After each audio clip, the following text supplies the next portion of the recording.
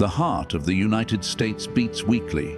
The factories once resonating with the roar of steel now hold an unsettling silence. The fields filled with iconic green tractors face an uncertain future. A single sentence uttered in just 15 seconds has sparked a flame that threatens to become a wildfire.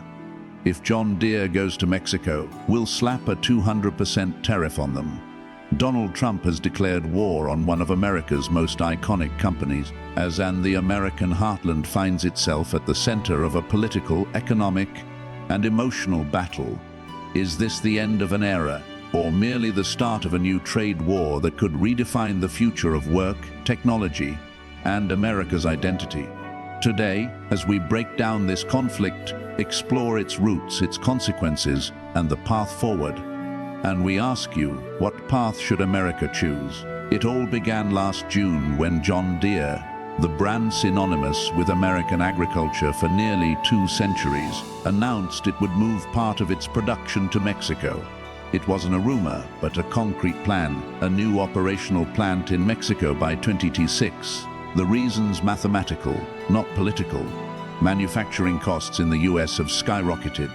Wages in the industrial sector have risen 20% in the last 5 years. Supply chains disrupted since the pandemic have increased logistics cost by 15%, and a shortage of skilled labor has left 500,000 manufacturing jobs vacant. Mexico, on the other hand, offers labor 70% cheaper skilled workers and direct access to emerging markets like Brazil, Argentina, and Colombia.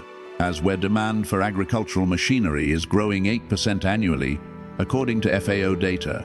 For John Deere, this isn't betrayal. It's a matter of survival in a globalized world where competition doesn't wait. But for workers in Iowa and Illinois, this announcement was a stab in the back.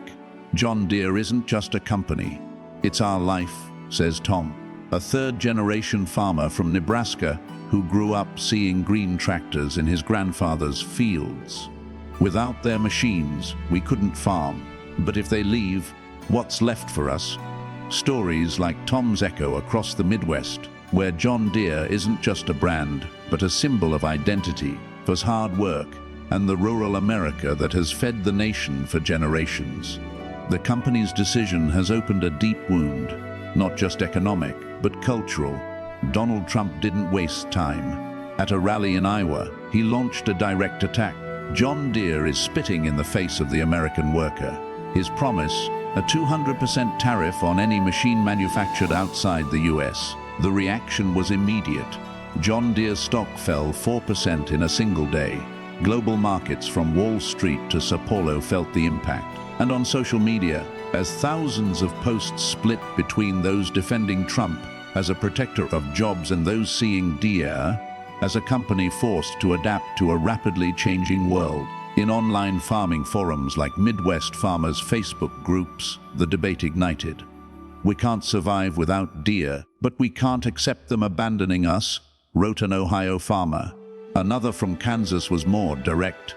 Trump's the only one standing up for us. Deere's has already chosen its side. Trump turned a corporate decision into a cultural war.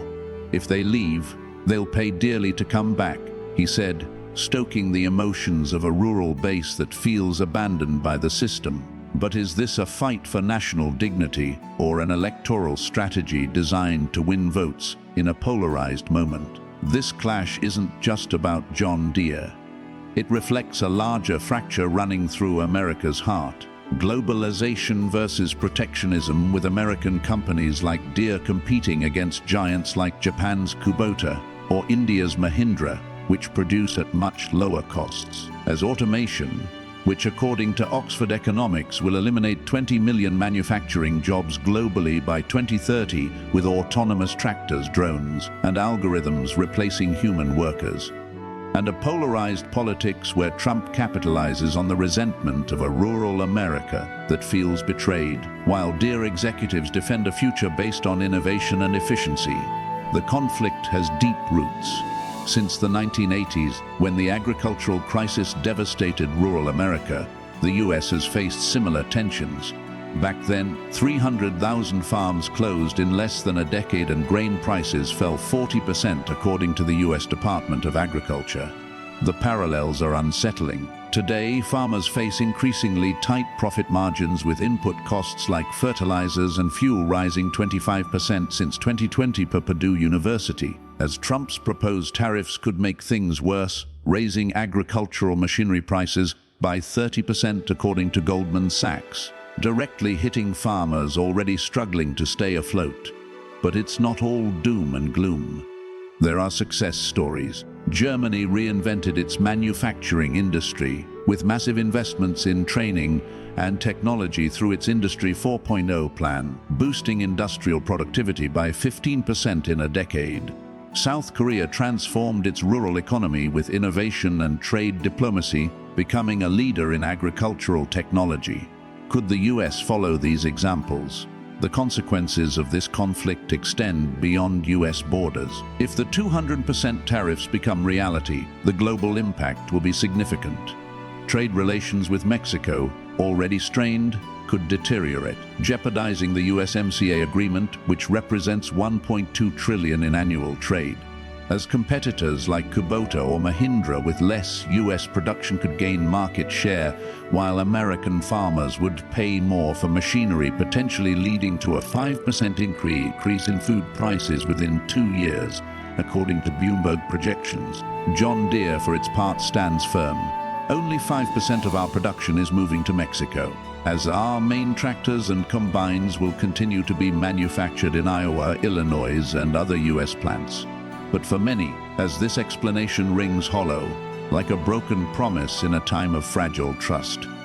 Behind the headlines lies an uncomfortable truth, as even if John Deere moved all production back to the US, the jobs wouldn't return in the same numbers. As automation is transforming agriculture and manufacturing, John Deere already invests $2 billion annually in research and development, as creating driverless tractors, drones that detect pests with pinpoint accuracy, and AI software that manages entire farms from a tablet. According to a McKinsey report, 30% of current agricultural jobs could vanish by 2030 due to these technologies. This isn't ideology, it's evolution. And while Trump promises to bring back the jobs of the past, the world is moving toward a future where robots are already working. To resolve this crisis, an ambitious yet realistic plan is needed. We propose 5 concrete solutions.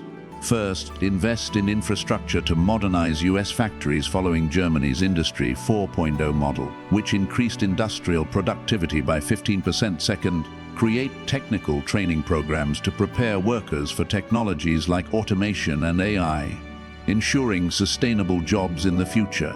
Third, offer tax incentives to companies that keep production in the US without penalizing global expansion, balancing patriotism and competitiveness. Fourth, strengthen trade diplomacy to renegotiate agreements with Mexico and Latin America, securing open markets and avoiding destructive tariff wars. Fifth, accelerate investment in cutting-edge agricultural technologies like the $2 billion John Deere already allocates to R&D to lead the precision agriculture revolution.